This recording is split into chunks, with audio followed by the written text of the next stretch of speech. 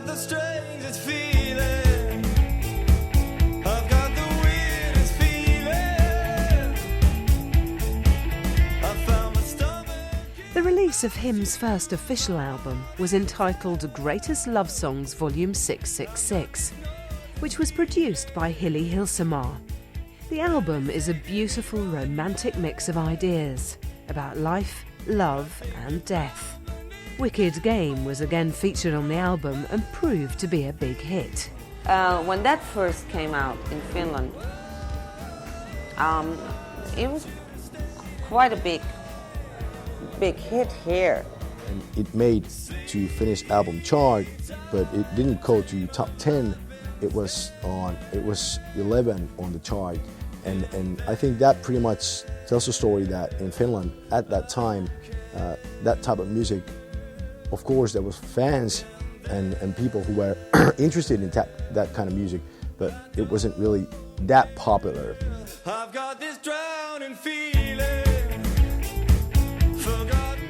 It was a kind of a contemporary gothic rock kind of vibe. A lot of the music that was coming out at that time on the goth scene was it was quite bleepy. There was a bit of an explosion of electro that was happening. A lot of it had come over from Europe with bands like Frontline Assembly and Front 242. And what Hymn were doing was different. It was a sort of a return to the kind of classic rock of the goth scene, with bands like Sisters in Mercy, Fields and Nephilim, those kind of bands that were very big in the 80s. I think it developed throughout the time when they were more and more playing live, you know, and when people saw more and more of Ville, actually, because he's quite a big presence on the stage when he acts.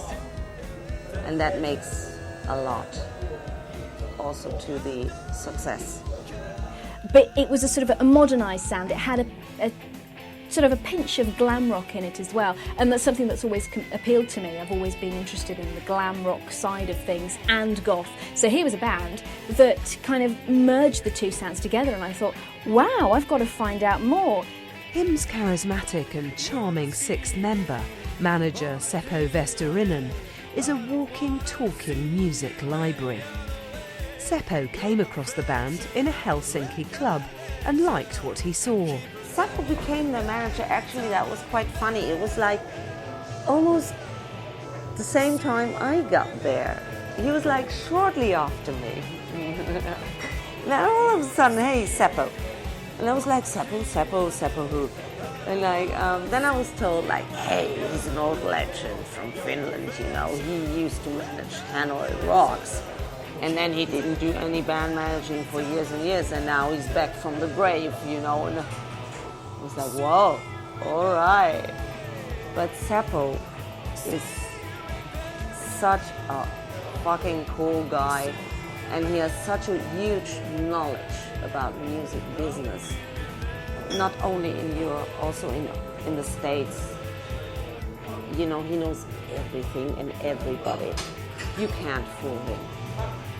And he is, I think, the backbone of the band.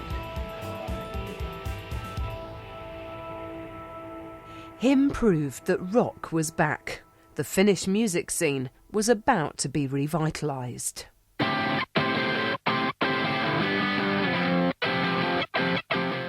During the time when Hymn made their debut album, 1997, I think the music scene in Finland wasn't really that rock or heavy metal type of thing. It starts with a spark.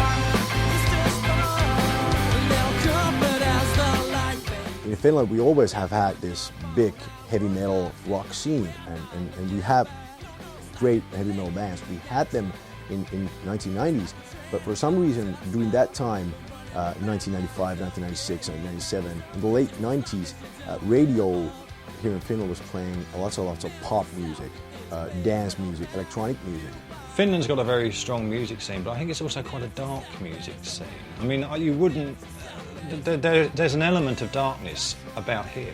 There's an element of darkness about bands like Nightwish. If you listen to a lot of Finnish music, there is... It's almost like, because they don't have a lot of light in the summer or something, it does something to their music. Yeah, yeah.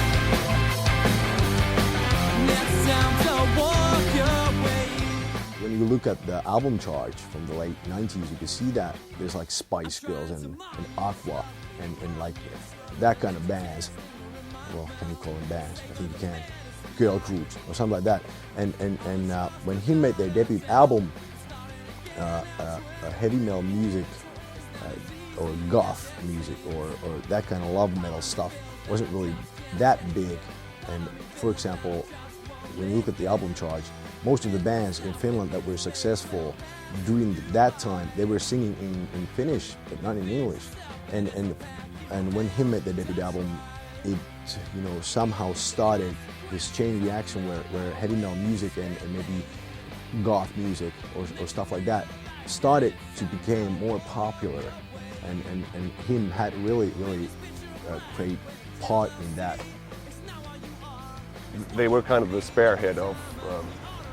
We had some pioneers back in the 70s already, back in the 80s with Hannah Rocks and bands like that, but him was the first band that made a serious impact.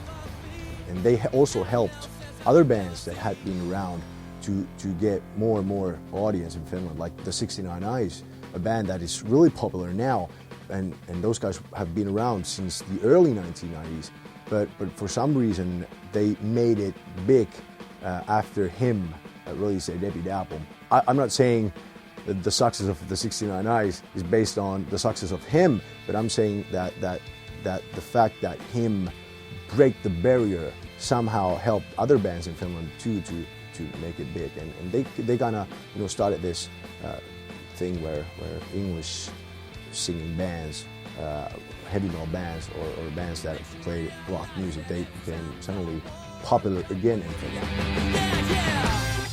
Him's hard-hitting drummer, Mika Christian Karppinen, better known as Gas, was born in 1971.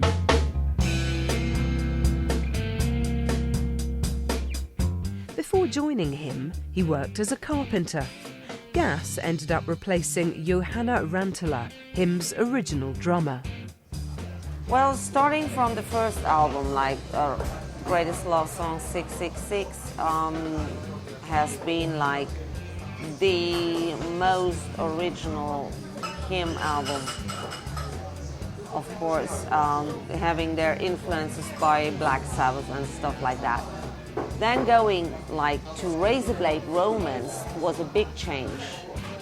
Was a very big change, because that one was produced much more commercial in a way, and